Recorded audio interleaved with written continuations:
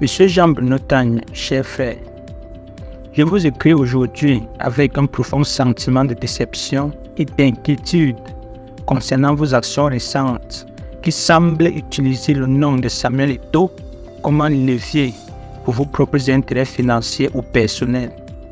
Les relations que vous avez entretenues avec M. Eto'o dans le passé semblent avoir évolué vers une utilisation opportuniste de son nom, perçue par beaucoup comme une tentative de profit personnel plutôt que comme un engagement sincère.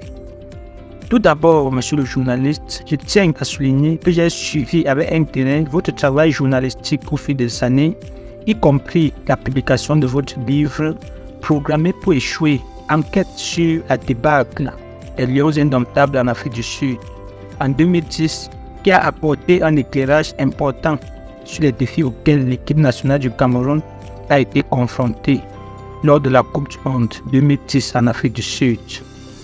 De même, votre ouvrage La tragédie des Lions indomptables, paru en 2014, a également attiré l'attention sur des problèmes persistants dans le football camerounais.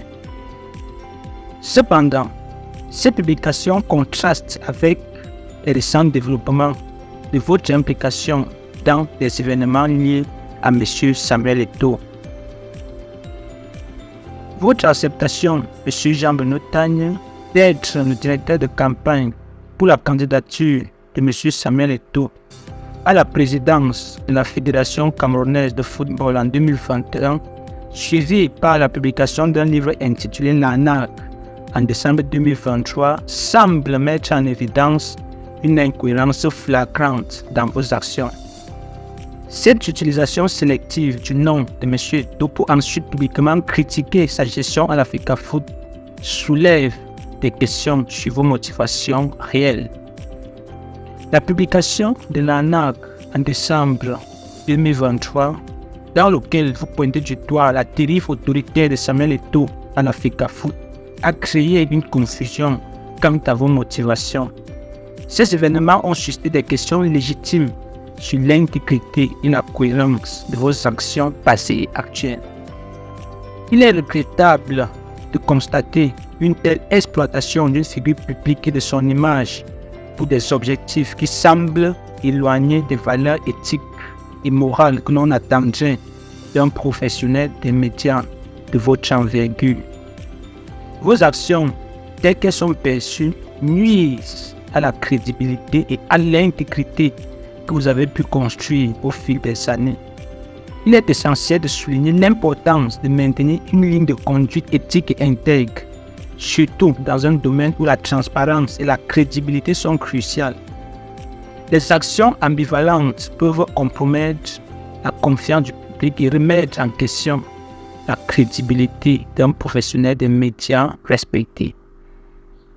Je vous exhorte, chers frères, à réfléchir sérieusement à l'impact de vos actions, non seulement sur votre réputation, mais également sur la perception du public envers l'éthique journalistique et la responsabilité des médias.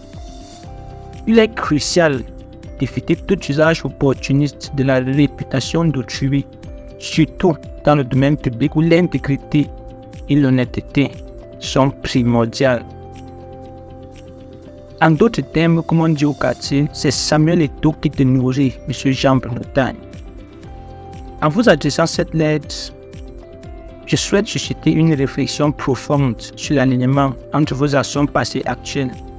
Une telle réflexion pourrait être cruciale pour restaurer la confiance du public et dissiper les doutes persistants concernant vos motivations et votre intégrité professionnelle. Dans l'attente de votre réflexion et espérons-le d'une réponse responsable, veuillez recevoir, chers frères, les salutations distinctes